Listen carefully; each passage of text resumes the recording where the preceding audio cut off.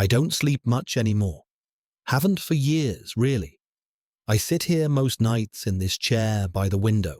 Same chair I've been sitting in for I don't know how long now.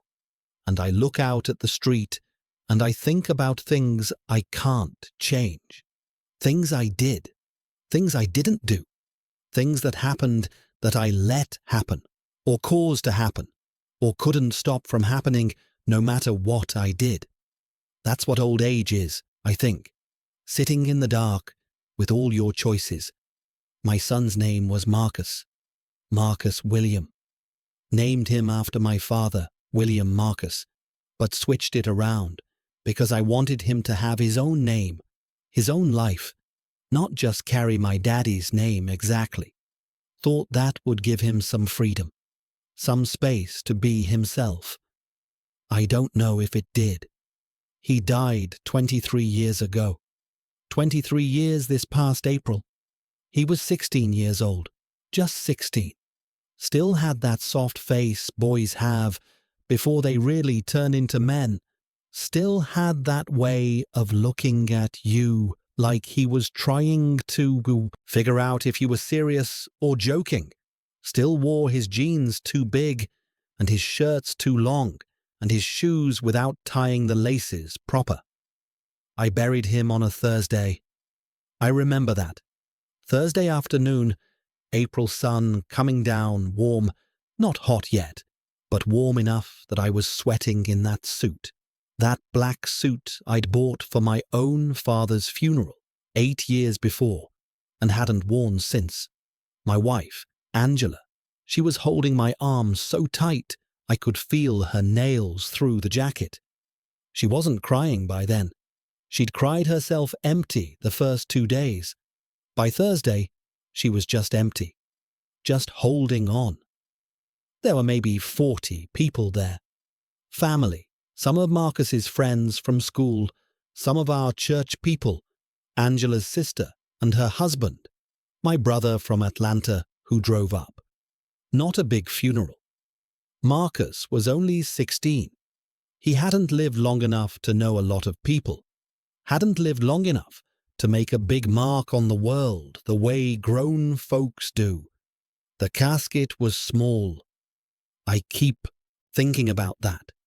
How small it looked, how wrong it looked to see something that small going into the ground with my boy inside it.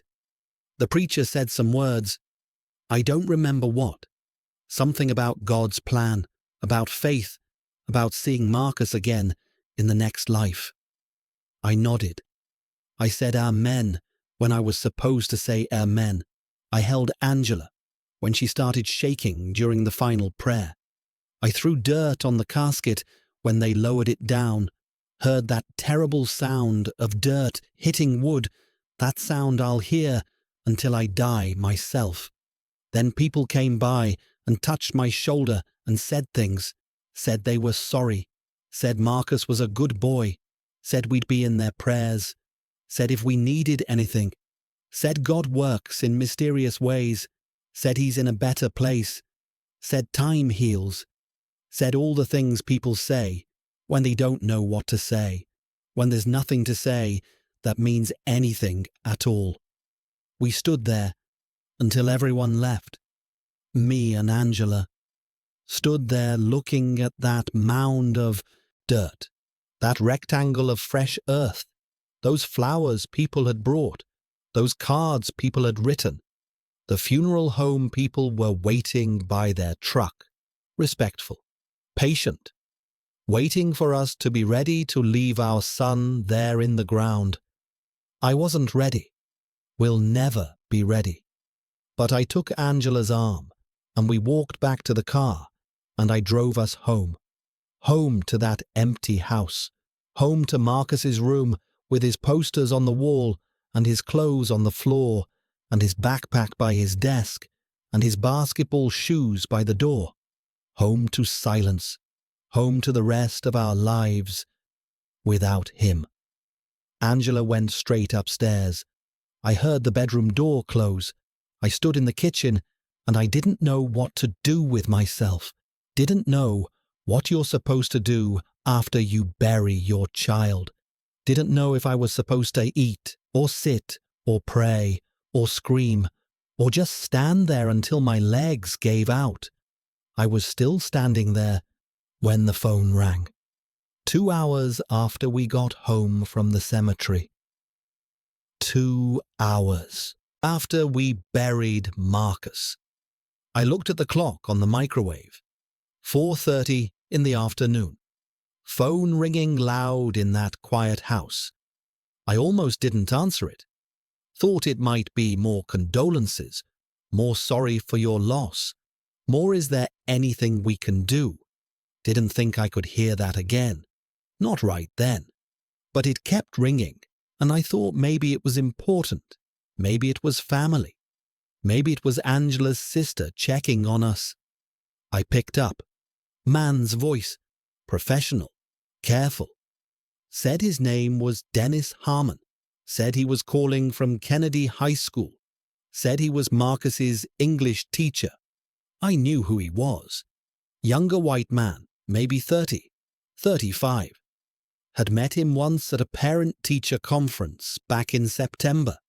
Marcus had said he was okay, said the class was boring, but Mr. Harmon was fair, didn't give him trouble. I'd shook his hand. He told me Marcus was doing fine, B average, participated sometimes, turned his work in mostly on time. I said hello, said yes. This is Marcus's father. My voice sounded strange to me, flat, like someone else talking. He said he was very sorry for our loss, said he'd been at the funeral. I didn't remember seeing him, but I nodded anyway, even though he couldn't see me over the phone. Said thank you. Then he said he needed to talk to me about something important, something he should have said a long time ago, but didn't. And now Marcus was gone, and he couldn't carry it anymore. Said he knew it was the worst possible time. Said he knew I must hate him for calling today of all days. Said he'd understand if I hung up. But he had to tell me what happened. I remember standing there in my kitchen, still in that black suit, still wearing those hard shoes, holding that phone, and something in his voice made my whole body go cold, made my hand grip that receiver so tight my knuckles went white. I said what happened. He said Marcus had been failing his class, not B average like he'd told me in September. Failing. Had been failing since October. Hadn't turned in half his assignments. Had stopped participating. Had started showing up late, sitting in the back, putting his head down. Mr. Harmon said he'd pulled Marcus aside in November, asked what was going on, asked if everything was okay at home. Marcus wouldn't say much, just said he was tired, said he'd do better. But he didn't do better. Mr. Harmon said he should have called me then, should have reached out, should have let me know my son was struggling. That's what teachers are supposed to do. That's the whole point of parent-teacher communication. But he didn't call. He meant to. He thought about it.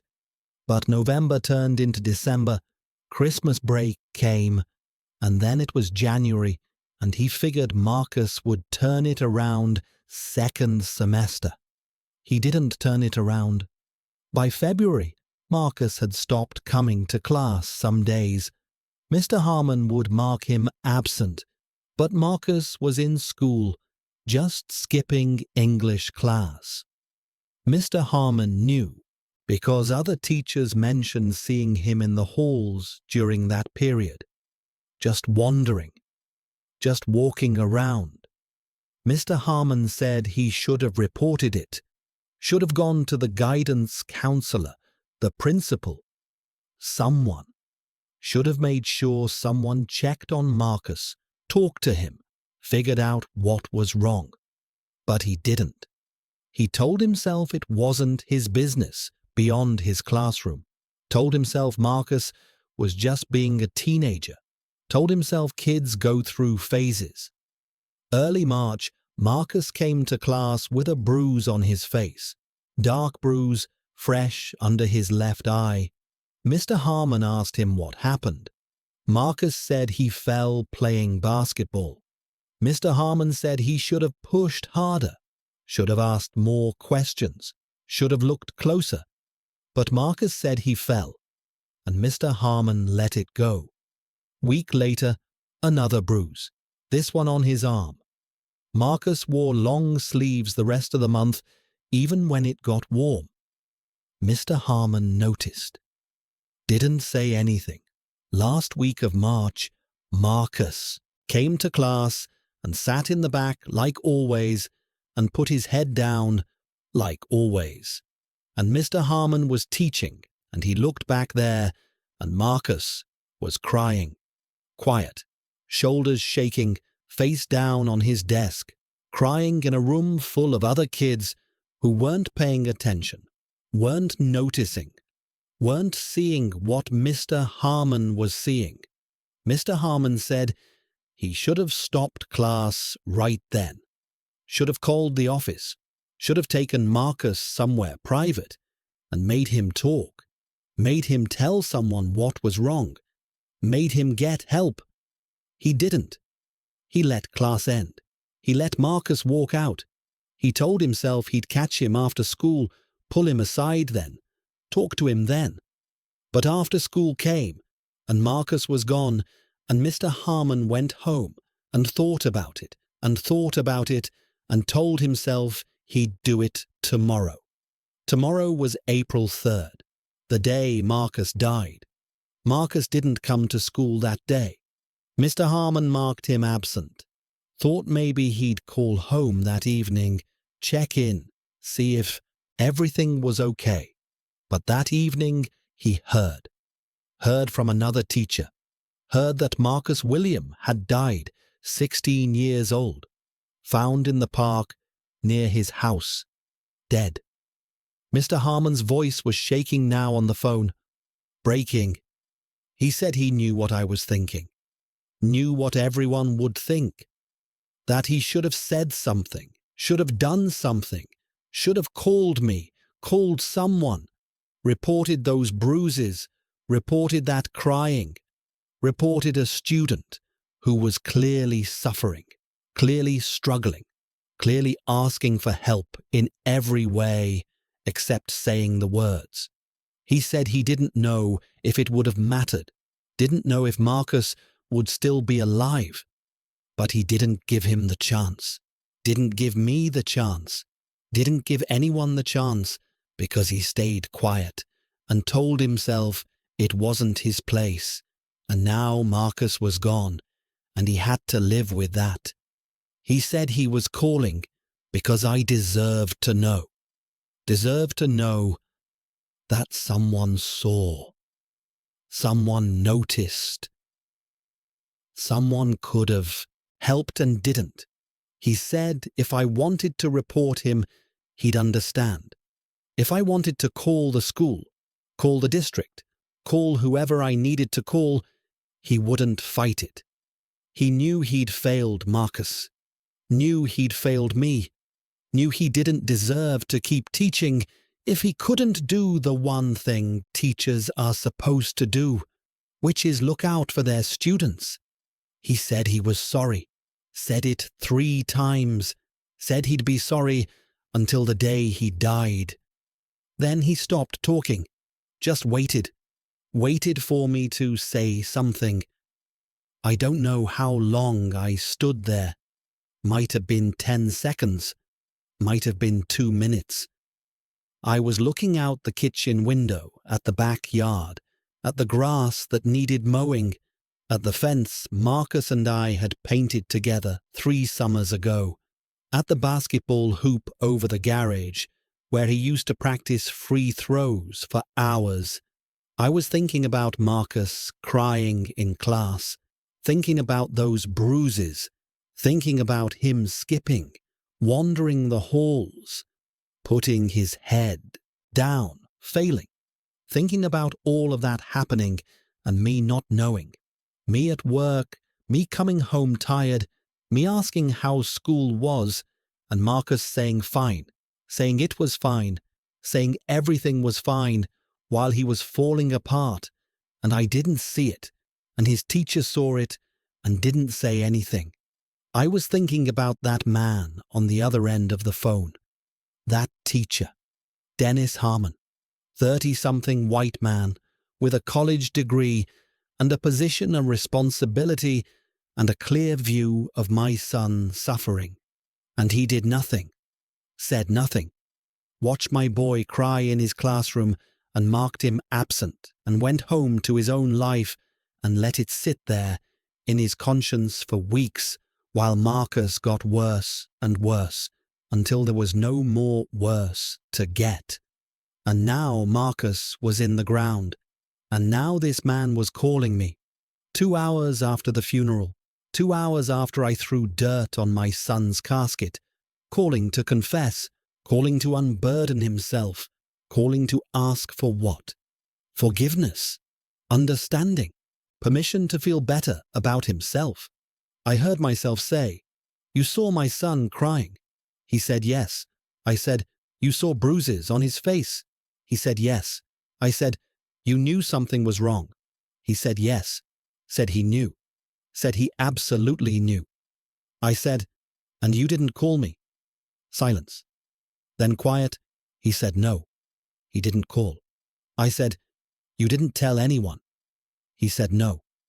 I said, "You let him walk out of your classroom crying, and you didn't stop him." He said, "I should have. I know I should have. I think about it every day. I hung up, put the phone back on the receiver, and stood there, and my hands were shaking, and my chest was so tight, I couldn't breathe right, and I thought I might fall down, might just collapse right there on the kitchen floor. Angela came downstairs, asked who was on the phone. I looked at her face all swollen from crying, at her eyes all red and tired, at her hands twisting her wedding ring around and around the way she does when she's anxious. And I couldn't tell her, couldn't say it, couldn't put those words in her head on top of everything else. I said it was someone from the church, someone checking on us. She nodded, went to make tea. I went outside, stood in the backyard as the sun went down and thought about what that teacher had said, thought about Marcus in that classroom, thought about him suffering in silence while people watched, thought about bruises and absences and tears and nobody doing a damn thing, thought about revenge. I know how that sounds. I know what people think when they hear a man say that word. Think violence, think anger, think something dark and terrible and wrong. But I wasn't thinking about hurting anyone. Wasn't thinking about showing up at that man's house or his classroom or anywhere else. Wasn't thinking about putting my hands on him or threatening him or making him pay in that way. I was thinking about the truth. I was thinking that this man had failed my son, had failed in his duty, his responsibility, his basic human obligation to help a child in distress. And he'd called me to confess because it was eating him up inside, because he couldn't live with the guilt, because he wanted to tell someone, and I was the someone he chose to tell. But he'd said something when he called, said if I wanted to report him, he'd understand, said if I wanted to call the school, the district, whoever. And I thought about that, thought about it all night, thought about it the next day, thought about it while Angela cried upstairs, and I sat in Marcus's room looking at his things, touching his clothes, reading papers he'd written for other classes, other teachers who had graded them and handed them back, and maybe noticed he was struggling too, or maybe didn't. I thought about justice, not revenge. Justice. Because there's a difference, even if it doesn't always feel like there is. Revenge is about making someone hurt, because you hurt. Justice is about making sure what happened means something. Making sure it doesn't happen to someone else's son. Making sure a man who failed doesn't get to just keep failing in private, keep teaching other people's children while carrying his guilt quiet and unseen. I sat in Marcus's room that Friday night, day after the funeral, day after that phone call. Sat on his bed, with the mattress still holding the shape of him, with his smell still in the sheets, even though Angela had washed them twice, trying to keep busy, trying to do something with her hands. His room was small, always had been. We'd meant to add on, give him more space when he got to high school, but money was tight and we kept putting it off. Now, it would stay small forever. Would stay exactly like this, frozen. A museum to a 16-year-old boy who'd never get older. There were posters on the walls, basketball players mostly, LeBron James, Kobe Bryant, some rapper I didn't know the name of. There were trophies on a shelf from Youth League, participation trophies, mostly nothing special. But Marcus had kept them, had arranged them carefully, smallest to tallest. There was his desk, books stacked on it, notebooks, pencils in a cup, his laptop closed, password protected, and I didn't know the password, would never know it now, would never know what he wrote in there, what he searched for, what he was thinking in those last weeks and months. There were his clothes, in the closet, in the dresser, piled on the chair, in the corner, the way teenage boys pile clothes. I touched them, picked up a shirt, held it, put it back, opened drawers and closed them, looking for something. I don't know what. Some answer, some sign, some explanation for what happened, why it happened, how I missed it. But there was nothing. Just a normal teenage boy's room. Messy. Lived in. Ordinary. Except the boy who lived in it was dead. I found a notebook under his bed. School notebook, spiral bound, the kind they sell at Walmart in packs of 5. His name written on the front, in his handwriting, that messy teenage scrawl. Marcus William. English. Period 3. Mr. Harmon's class. I opened it, sat there on his floor with my back against his bed, and I opened it and looked at his notes. First few pages were from September. Neat enough. Notes about whatever book they were reading, vocabulary words, assignments written down with due dates. Then October. Notes getting messier, less of them. Pages with just a few words, or nothing at all. Blank pages. Pages with doodles in the margins, geometric shapes, spirals, patterns that went nowhere. November. More blank pages than notes. One page just said, "I'm tired," over and over in different handwriting, like he'd written it slow, then fast, then slow again. Big letters, small letters, all capitals. "I'm tired, I'm tired, I'm tired, I'm tired." December, January, February. Almost nothing. Blank pages. The occasional date written at the top, like he'd started to take notes and then given up. March. The last entry was March 24th, week before he died, week after Mr. Harmon saw him crying in class. He'd written one sentence, just one. "Nobody sees me." That was it. 4 words. Nobody sees me. I sat there holding that notebook, and I thought I might break, thought I might actually split in half from the pain of it.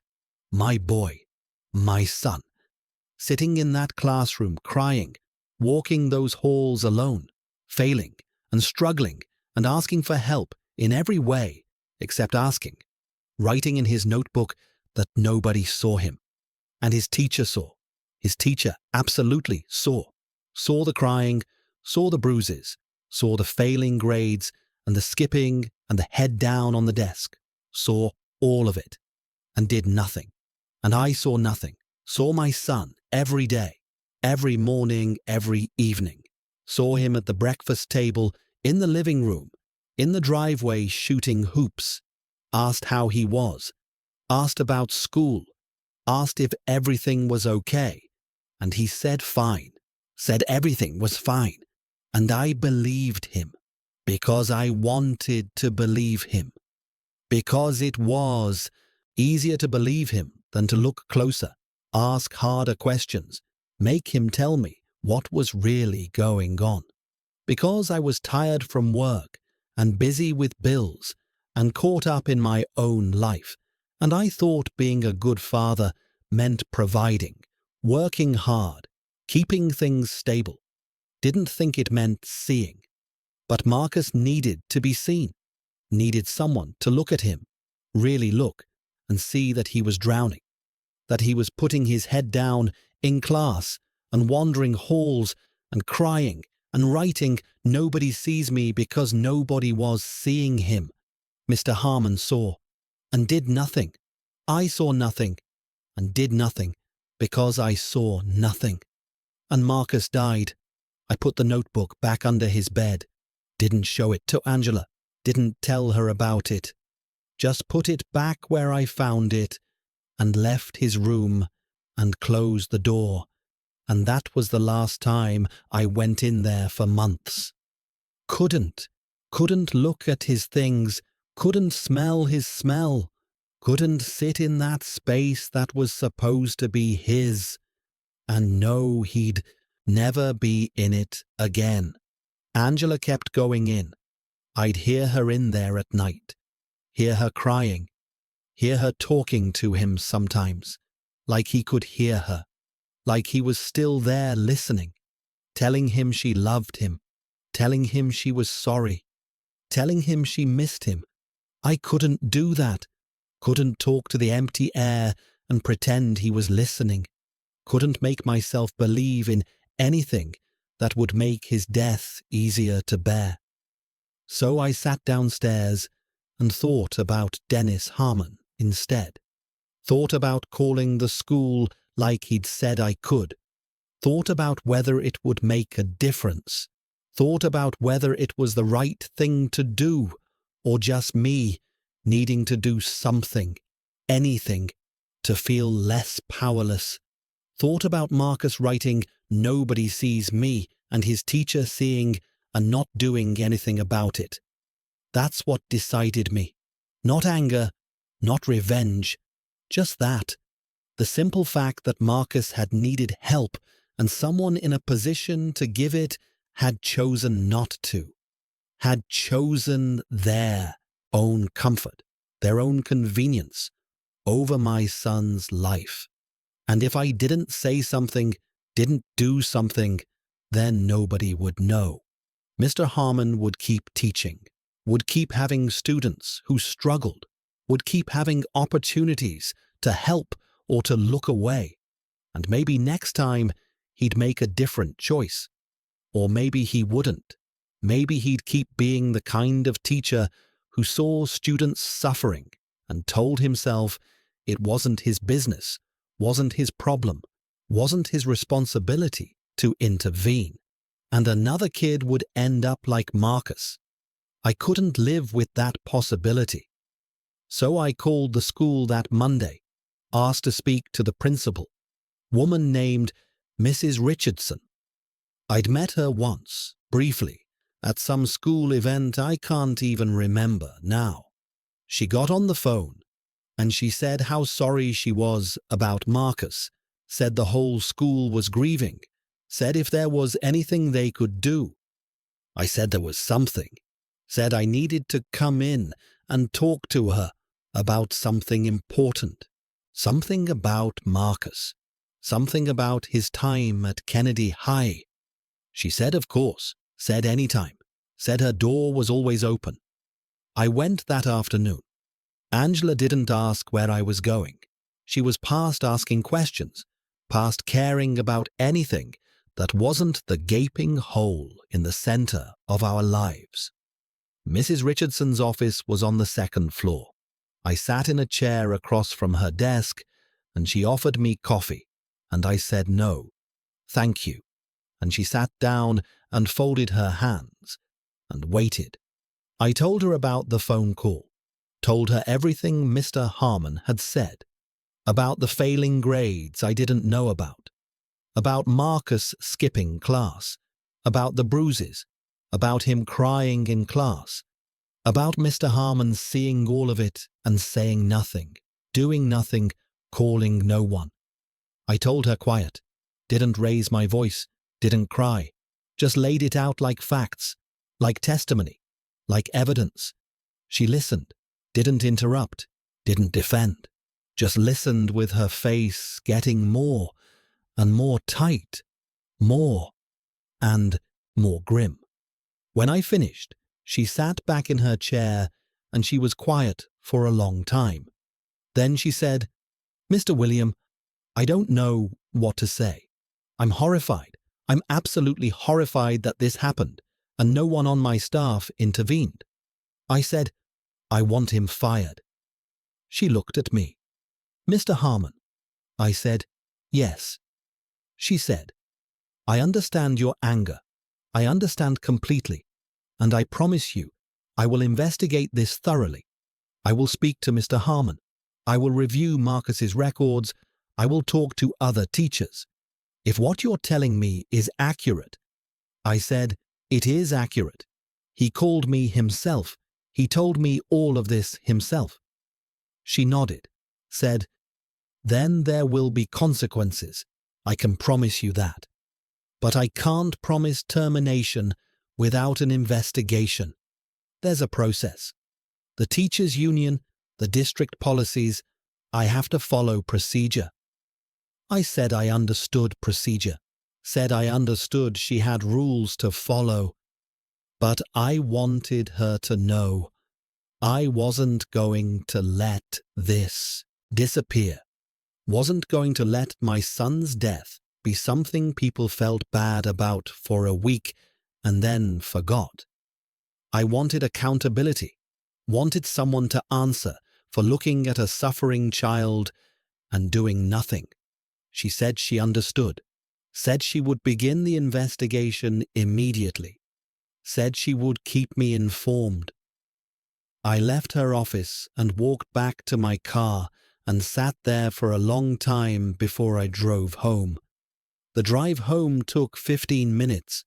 Same route I'd driven hundreds of times, taking Marcus to school, picking him up, going to parent-teacher conferences and basketball games, and all the ordinary things parents do. Now I was driving it alone.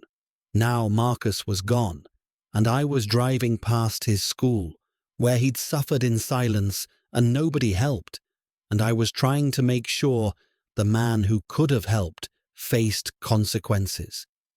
But sitting in my car, I started to wonder, started to think, started to question what I was doing. Would getting Dennis Harmon fired bring Marcus back? No. Would it make me feel better? I didn't know. Would it prevent another kid from being failed the same way? Maybe. Maybe not. Would it be justice or just revenge dressed up in different clothes? I didn't have answers, didn't know what was right, just knew I couldn't do nothing, couldn't let Marcus die and let everyone who failed him go on with their lives like it didn't matter, even if one of the people who failed him was me. Angela asked where I'd been. I told her I'd been driving around. She accepted that.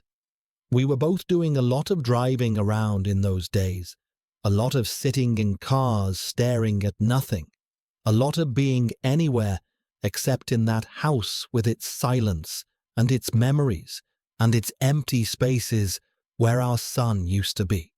She was folding laundry when I got home. Marcus's laundry, his t-shirts and jeans and socks, folding them slow and careful, like she was afraid she'd damage them, like they were precious artifacts instead of just clothes. I asked her what she was doing. She said she was going to pack them up, give them to Goodwill maybe, or save them. She didn't know. She just needed to do something with her hands. I watched her fold, watched her cry quiet while she worked, watched her hands shake as she smoothed out a shirt Marcus used to wear to school, that green shirt with the logo on it from some brand I couldn't name. I wanted to tell her what I'd done, wanted to tell her about the phone call from Dennis Harmon, about going to the school, about asking for him to be fired, wanted her opinion, her guidance, her permission maybe. But I couldn't add that to her burden, couldn't make her carry the weight of my decision, couldn't risk her asking the same question she'd asked before. Will it bring him back? No. Then what's the point? Because I didn't have a good answer to that question. Still don't. So I stood there and watched her fold, and when she was done, I helped her carry the boxes up to the attic where they'd sit for years, maybe forever, just like everything else we couldn't bear to keep, but couldn't bear to throw away. 2 weeks later, Mrs. Richardson called me, said she'd completed her investigation, said she'd spoken to Mr. Harmon, who confirmed everything I'd told her, said she'd spoken to other teachers, who confirmed that Marcus had been struggling, had changed, had seemed withdrawn, said she'd reviewed attendance records that showed Marcus had been skipping not just English but other classes too, said they'd all failed, not just Mr. Harmon. The whole system had failed. Guidance counselors who should have noticed a student's grades dropping, administrators who should have caught the attendance issues, teachers who saw Marcus in the halls during class time and didn't question it. Everyone had little pieces of the picture and no one put them together. But Mr. Harmon, she said, had the clearest view, had seen Marcus crying, had seen the bruises, had multiple opportunities to intervene and chose not to.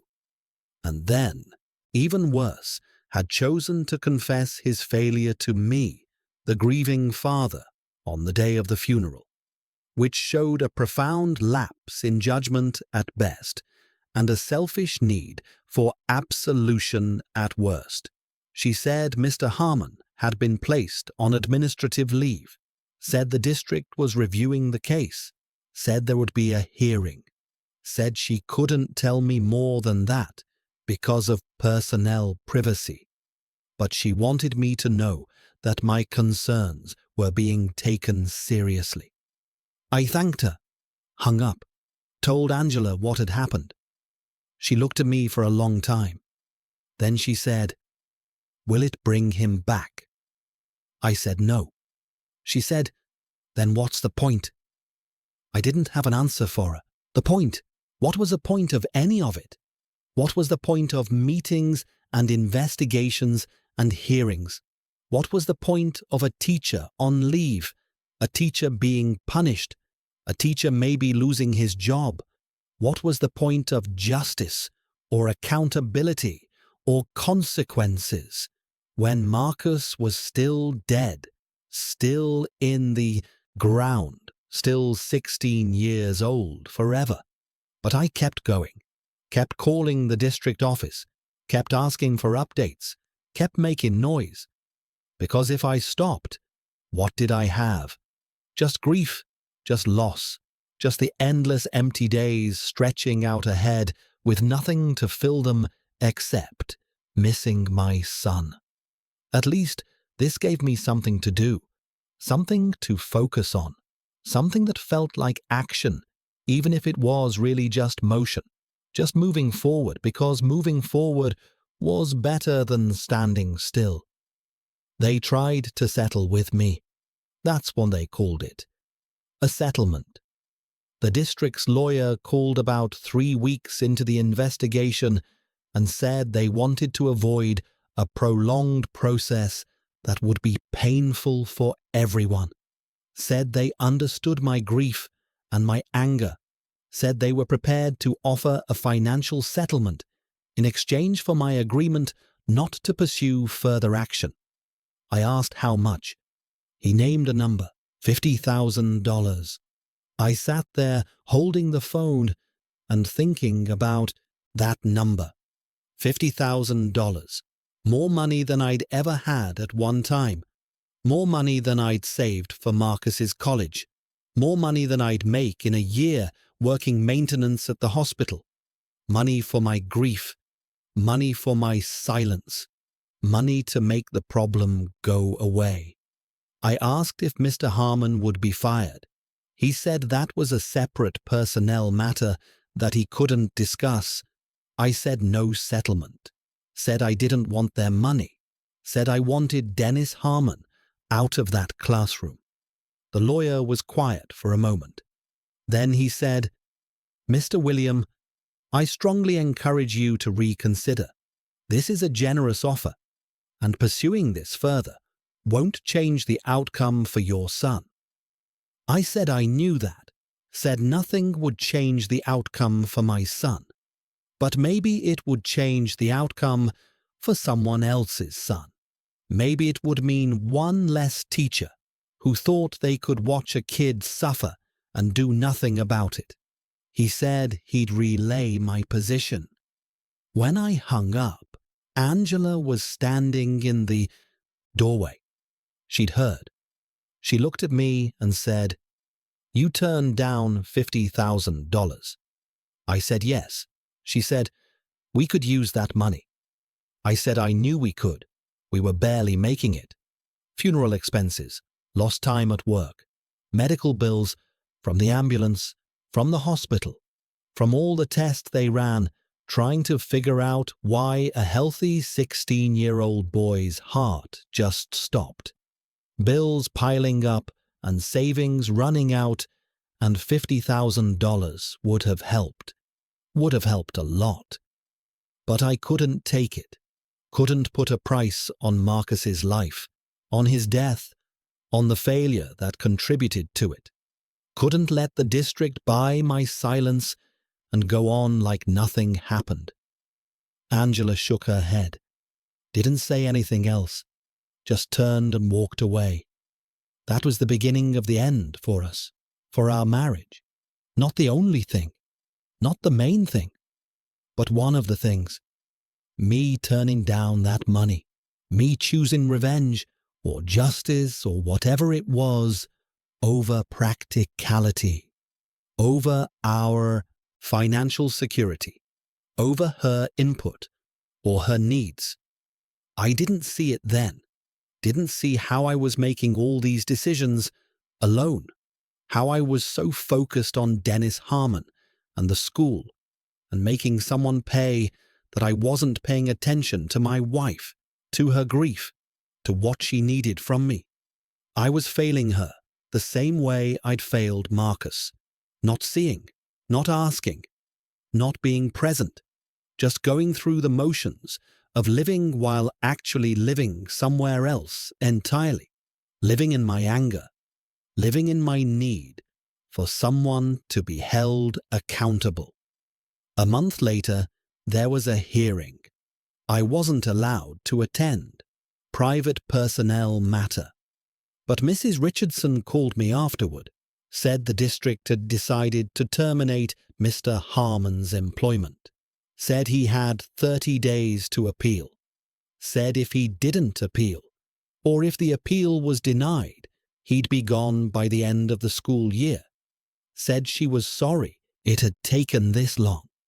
Said she was sorry about all of it. I hung up and sat there in my living room and I felt nothing, Thought I'd feel something. Satisfaction, maybe. Relief. Some sense that I'd done what I set out to do. But I just felt empty. Felt tired. Felt like I'd spent all this energy, all this time, all this anger on something that didn't change anything at all. Marcus was still dead. Angela was right. What was the point? But I'd started it, and I saw it through, and Dennis Harmon lost his job, and I heard through someone at the school that he'd moved away, left town, left teaching maybe. Heard he'd told people he couldn't live with what happened, couldn't face another classroom knowing what he'd failed to do. Good, I thought. Let him live with it. Let him carry it the way I have to carry losing my son. But even then, even in that moment of vindication, or whatever it was, I felt hollow. Felt like I'd won something that wasn't worth winning.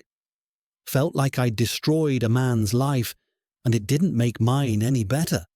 That was 23 years ago. 23 years. And I'm still carrying it. Still sitting here in the dark thinking about it. Still turning it over and over in my mind, like a stone I can't put down. I think about that phone call a lot. That call from Dennis Harmon 2 hours after the funeral. Think about what he wanted from me when he called. Forgiveness, permission, understanding. Think about what I wanted from him when I went after his job. Justice, revenge, proof that someone would be held accountable. Think about whether any of it mattered. Angela never said anything about it after that one question. Never asked why I was doing it. Never told me to stop. Never told me to keep going. She just withdrew further and further into herself, into her grief, into the silence we both lived in. We stayed married for 5 more years. Stayed in that house with Marcus's room down the hall and his pictures on the walls and his ghost in every corner. Stayed together because we didn't know how to be apart. Didn't know how to be anything anymore. Except 2 people who'd lost the same child. But we weren't together. Not really. We were just 2 people in the same house, moving around each other like strangers, sleeping in the same bed, but miles apart, eating meals in silence, living separate lives of grief that never touched. I remember one night, maybe 2 years after Marcus died, we were sitting in the living room. TV was on, but neither of us was watching it. Angela was knitting something, hands moving automatic, not looking at what she was making. I was just sitting there.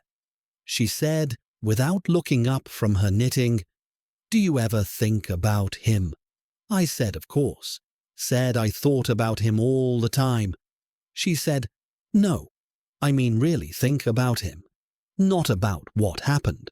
Not about the funeral or the school, or any of that. Just him. Who he was. What he liked. What made him laugh." I didn't answer right away, because I realized I didn't. I thought about Marcus constantly, but I thought about his death, his suffering, his failure, my failure, Dennis Harmon's failure, the investigation, the hearing, the termination. I thought about all of that, but I didn't think about Marcus shooting baskets in the driveway. Didn't think about him laughing at some TV show. Didn't think about the time he got his first A in math and was so proud he showed me the test paper 3 times. Didn't think about teaching him to ride a bike or catching fireflies with him in the backyard when he was small, or sitting with him at the kitchen table helping with homework. I thought about him dying, not him living. Angela stopped knitting. She said, "I can't do this anymore." I asked what she meant. She said, This, us, living in this house like it's a tomb, living with you like you're a ghost, too. I can't keep doing it. I said I didn't know what she wanted me to do. She said, I want you to let him go. I said I couldn't. She said, I know. That's why I have to leave. But she didn't leave. Not then. She stayed another 3 years. Stayed. Through the motions of our marriage. Through holidays that felt wrong. And anniversaries we didn't celebrate. And birthdays we didn't mention. Because Marcus's birthday was one of them. And how do you mark the birthday of a dead child? She stayed until she couldn't anymore. And when she finally left in the spring of 2007, packed her things while I was at work, and was just gone when I got home, I couldn't even be surprised, couldn't even be hurt, because I'd already lost everything that mattered. Losing Angela felt like just one more thing on the long list of things that used to be mine and weren't anymore. She lives in North Carolina now, remarried a few years back, has stepchildren, step-grandchildren. I got a Christmas card from her once, maybe 4 years ago. Picture of her new family on the front.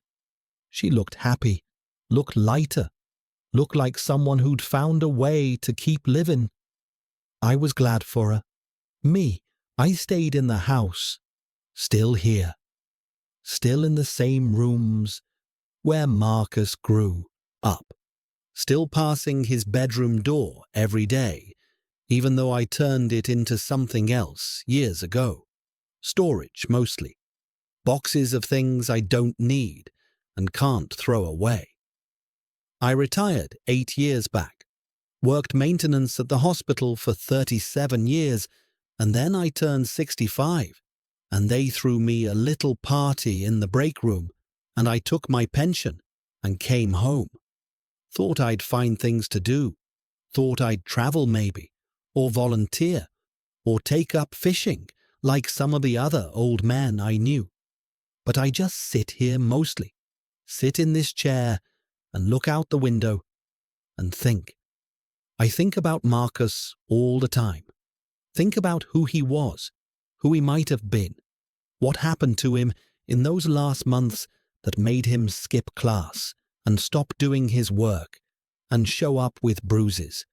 Think about whether I could have seen it if I'd looked closer, if I'd asked better questions, if I'd been a different kind of father.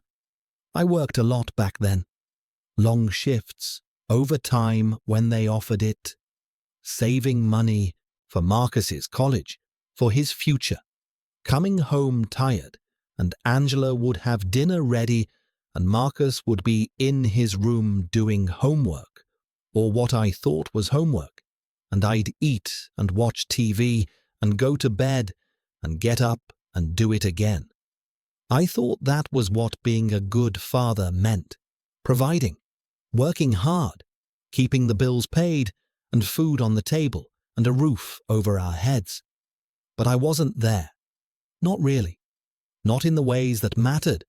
Not in the ways that might have let Marcus tell me what was wrong. Not in the ways that might have saved him. I remember one time, must have been January or February of that last year, I came home late from a double shift, 10 at night, maybe 11. I was exhausted, feet hurting, back aching, just wanted to shower and sleep. But the house was dark except for the TV in the living room. Angela was asleep upstairs, and Marcus was on the couch, still dressed, shoes still on, just lying there, staring at the ceiling. I asked if he was okay. Asked why he wasn't in bed. He said he couldn't sleep. I said he should try anyway. Said he had school tomorrow. He was quiet for a while. Then he said, "Dad, do you ever feel like nobody really knows you?" I remember that. Remember him saying those words. Remember thinking it was just teenage philosophy. Just the kind of thing kids say when they're trying to figure out who they are. I said everybody feels like that sometimes. Said it was normal. He said, but what if it's true? What if nobody really sees you? What if you're invisible? I said he wasn't invisible. Said we saw him. Said he had friends, teachers, people who cared about him. He didn't say anything else, just turned back to staring at the ceiling. I stood there for a minute, tired, wanting to go to bed, wanting this conversation to be over so I could sleep and get up and do it all again tomorrow. I said good night, said he should get some sleep. He said good night back. I went upstairs, showered, went to bed. 2 months later, he was dead. I think about that conversation all the time. Think about him asking if I ever felt like nobody knew me, like I was invisible. Think about him telling me in his own way that he felt unseen, unknown, lost. Think about me being too tired to hear it, too tired to sit down and ask what he really meant, too tired to see that my son was asking for help and I was telling him it was normal. Everybody feels that way. Go to bed. I failed him that night. Failed him just as much as Dennis Harmon did. Maybe more. Because I was his father. I was supposed to know, supposed to see, supposed to understand when my own child was drowning right in front of me. But I didn't see, didn't understand, didn't sit down and make him talk to me, tell me what was wrong, let me help. I went to bed, and 2 months later I was standing at his funeral throwing dirt on his casket, and 2 hours after that I was on the phone with his teacher, who saw him crying and did nothing. And I hated that teacher. Hated him for failing Marcus. Hated him for seeing what I didn't see. But really, I hated myself. That's the truth I've been sitting with for 23 years. That's what keeps me up at night. Not Dennis Harmon's failure. Mine. Going after Harmon's job was easier than facing that. Easier than admitting I'd been too busy, too tired, too caught up in my own life to pay attention to my son. Easier to blame someone else, punish someone else, make someone else carry the weight. And for a while it worked. For a while I could tell myself I was doing the right thing, holding someone accountable, making sure Marcus's death meant something, making sure no other kid would be failed the same way. But Marcus was already failed. By me, by his mother, by everyone who saw him every day and didn't notice he was disappearing. Mr. Harmon just had the courage to admit it, to call me up and confess, to say out loud what the rest of us couldn't. I saw, and I did nothing. And now he's dead, and I have to live with that. And I punished him for that honesty, took his confession and used it against him, took his guilt and his regret and his desperate need to tell someone, to unburden himself, to maybe find some path toward living with what he'd done, and I turned it into a weapon. I destroyed him because I couldn't face destroying myself. That's what I did. That's who I am. And sitting here now, 73 years old, alone in this house, alone in this life, I can finally say it, can finally look at it straight. I was wrong. Not wrong to want accountability. Not wrong to think teachers should report when students are suffering. Not wrong to believe the system failed Marcus. But wrong to make Dennis Harmon pay for all of it. Wrong to take one man's failure and turn it into the reason Marcus died. Wrong to need someone to destroy so badly that I ignored my own responsibility, my own guilt, my own failure as a father. I don't know where Dennis Harmon is now. Don't know if he's still alive. If he ever taught again, if he found some kind of peace, or if he's sitting in his own dark room somewhere turning it all over in his mind, like I am. Part of me wants to know. Part of me thinks about looking him up, finding him, saying something. Saying what? I don't know. Sorry? Too late for sorry. Thank you. For what? For giving me someone to hate besides myself? But I think about him sometimes. Think about that phone call. Think about his voice breaking when he said he'd failed Marcus, failed me. Think about how he was right. He did fail. He saw a boy crying in his classroom and he let him walk away. But I failed too. I was Marcus's father, and I didn't see what my son was going through. Didn't make him feel safe enough to tell me. Didn't pay enough attention. Didn't ask the right questions. And maybe that's harder to live with than anything Dennis Harmon did or didn't do. The knowledge that I was there, was supposed to be there, was the one person Marcus should have been able to count on. Absolutely. And he couldn't, or didn't, or I made him feel like he couldn't. I still don't know how Marcus died. The official report said heart failure, said his heart just stopped. 16 years old, and his heart stopped, and they couldn't say why. Ran tests, did an autopsy, looked for drugs, or poison, or disease, found nothing. Just a healthy teenage boy whose heart gave out. I've read about it since. Stress-induced cardiomyopathy, broken heart syndrome.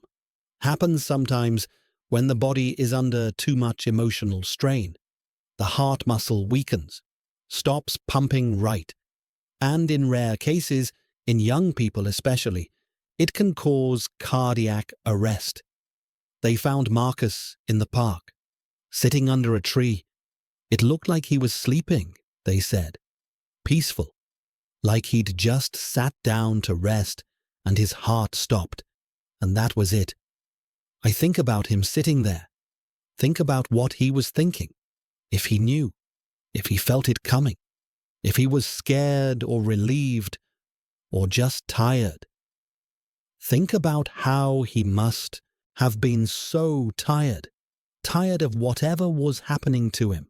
Tired of carrying it alone. Tired of skipping class and crying in the back row and showing up with bruises and nobody doing anything.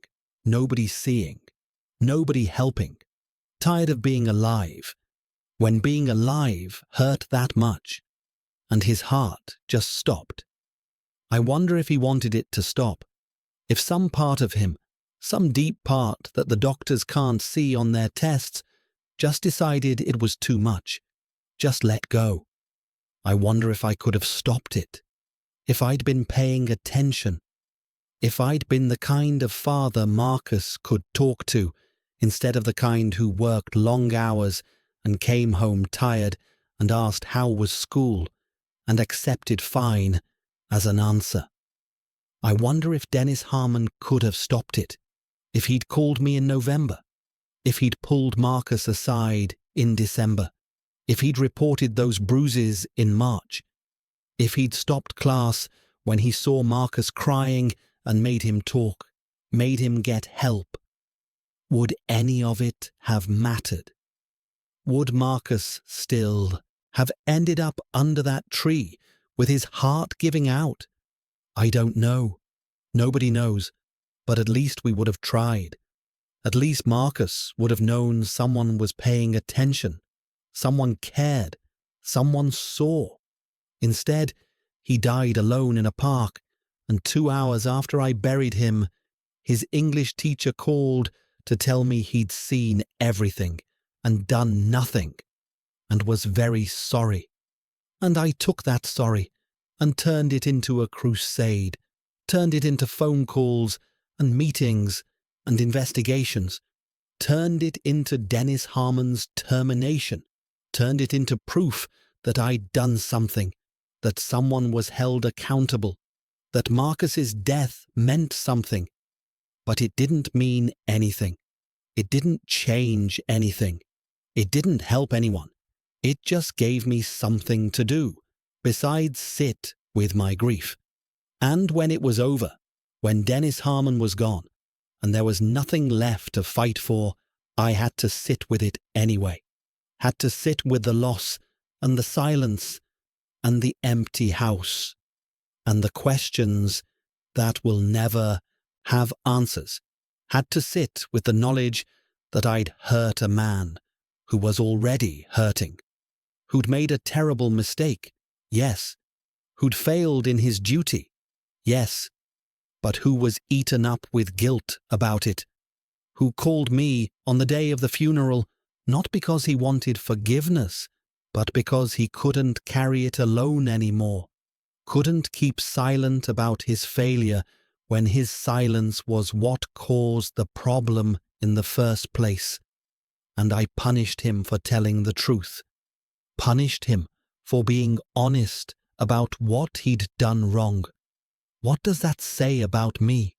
What does it say that I took a man's confession and used it as a weapon against him? I don't have good answers to that. Don't have answers that make me feel better about myself. Don't have answers that justify what I did or explain it in a way that sounds like anything other than revenge, dressed up as justice. I was angry. I was in pain. I was looking for someone to blame.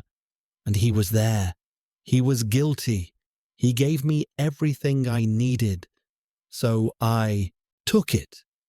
And now I'm 73 years old, and he's been gone from my life for over 20 years, and I still think about it. Still wonder if I did the right thing.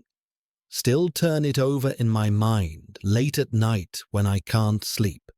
Still hear his voice on the phone saying I should have done something. Still hear my own voice saying, "You saw my son crying." Still hear the silence after I hung up. I think about the investigation. Think about how I pushed for it.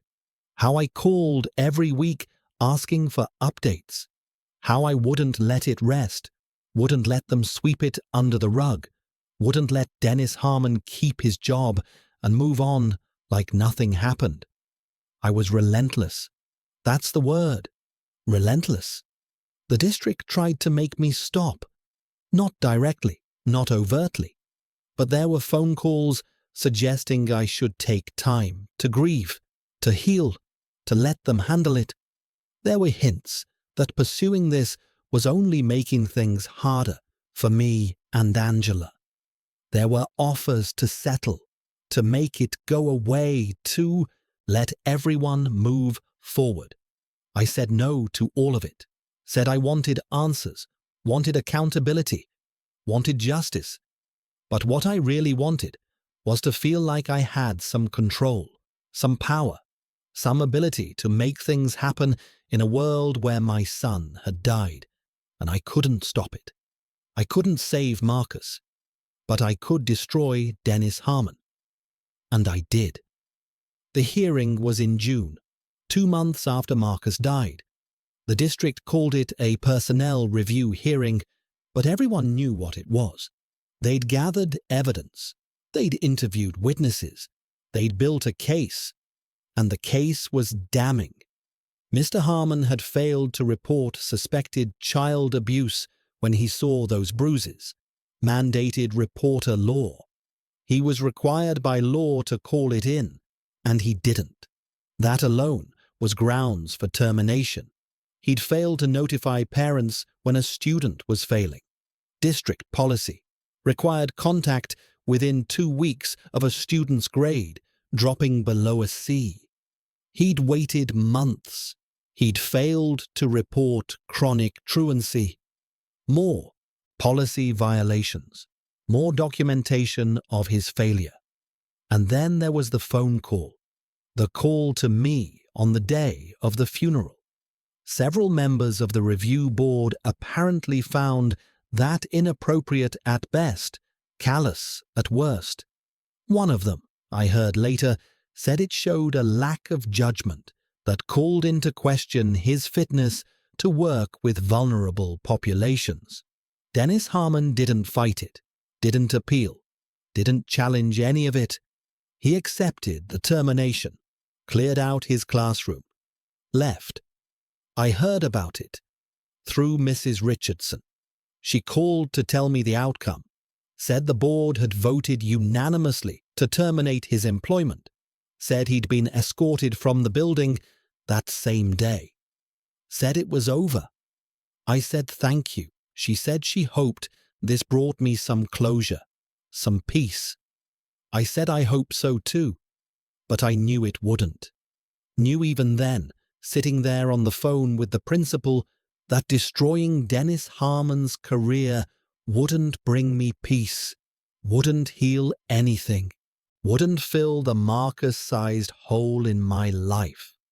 I knew it, and I did it anyway, because I needed to, because I was drowning, and I needed something to hold on to, needed to believe that actions had consequences, that failure could be punished, that someone could be held responsible for the unbearable thing that had happened, even if the someone was the wrong person, even if the real failure was mine.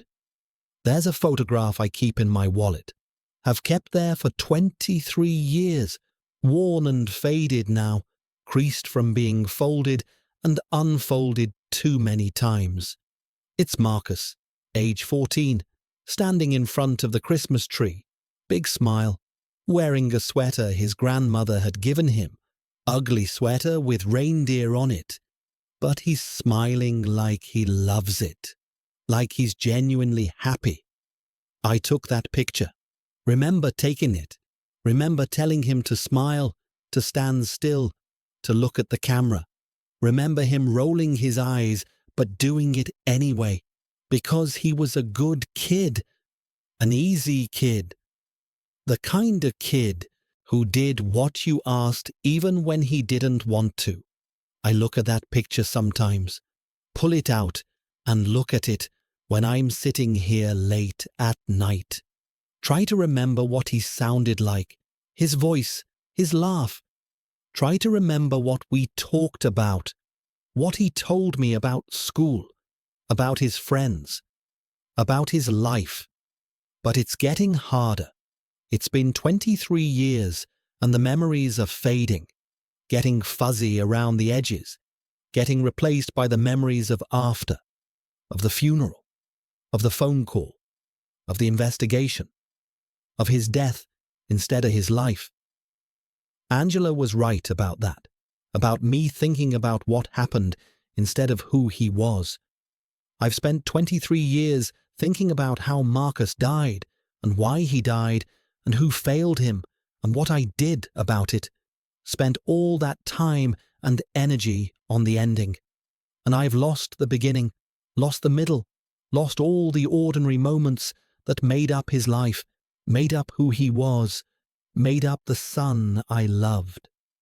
I can barely remember teaching him to ride a bike, can barely remember his first day of school, can barely remember the sound of him running through the house when he was small, feet pounding on the floor, full of energy and life and joy. Those memories are gone, or going, fading like that photograph in my wallet. And what do I have instead? Anger, regret, guilt, the memory of standing in a cemetery, the memory of a phone call, the memory of meetings and hearings and investigations, the memory of revenge. That's what I chose to hold on to. That's what I spent my energy preserving, protecting, nurturing. My anger at Dennis Harmon, my need to make him pay. And in doing that, I lost Marcus all over again. Lost him twice. Once when he died. Once when I let my grief turn into something ugly, something destructive, something that pushed away everyone who loved him, including me. I wonder sometimes what Marcus would think if he could see me now, see what I've become, see what I did with his death. Would he understand? Would he forgive me? Would he wish I'd chosen differently? Or would he just be sad? Sad that his father spent 23 years sitting in the dark, obsessing over a teacher's failure instead of remembering his son's life. I think he'd be sad. I think Marcus was a kid who wanted people to be happy, who wanted people to get along, who hated conflict and punishment and anger. And I took his death and turned it into all of those things, turned it into conflict with the school, turned it into punishment for his teacher, turned it into anger that poisoned my marriage and my life and my ability to remember him with anything except pain. He wouldn't have wanted that, but I did it anyway, because it wasn't about what Marcus would have wanted. It was about what I needed, what I thought I needed: revenge, justice, accountability, someone to pay. And someone did pay. Dennis Harmon paid with his job, his career, maybe his whole future in teaching. And I paid too. Paid with my marriage, paid with my peace, paid with 23 years of sitting in this chair, turning it over in my mind, and never finding an answer that makes it okay.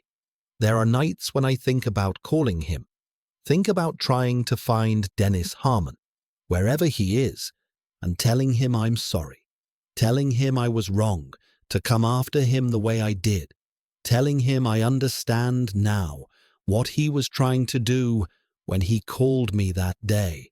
He was trying to confess, trying to take responsibility, trying to face what he'd done wrong and own it. And I took that, and I destroyed him with it. That wasn't justice. That was cruelty. But I can't call him, can't reach out, can't say any of that. Because what good would it do? What would be the point, except to make myself feel better?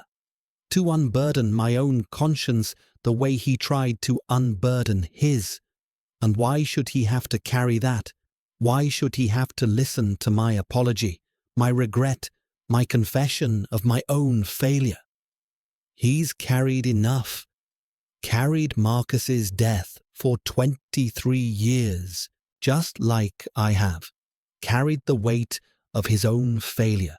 Carried the loss of his career. He doesn't need me adding to it. So I sit here. I keep it to myself. I live with it. Live with knowing I was wrong. Knowing I hurt someone who didn't deserve to be hurt that way.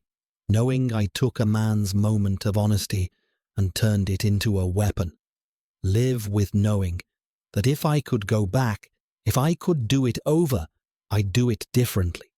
I'd take that phone call from Dennis Harmon and I'd listen, really listen. Not to gather evidence, not to build a case, just to hear another human being struggling with the same guilt and grief I was struggling with. I'd hear him say he saw Marcus crying, and I'd say I saw Marcus too, but I didn't see what you saw, and we both failed, and now we both have to live with it. I'd hear him say he should have called me, and I'd say yes, you should have, but I should have seen it myself, and I didn't, and that's on me too. I'd hear his apology, and I'd accept it. Not forgive it, maybe. Not absolve him, but accept it. Acknowledge it.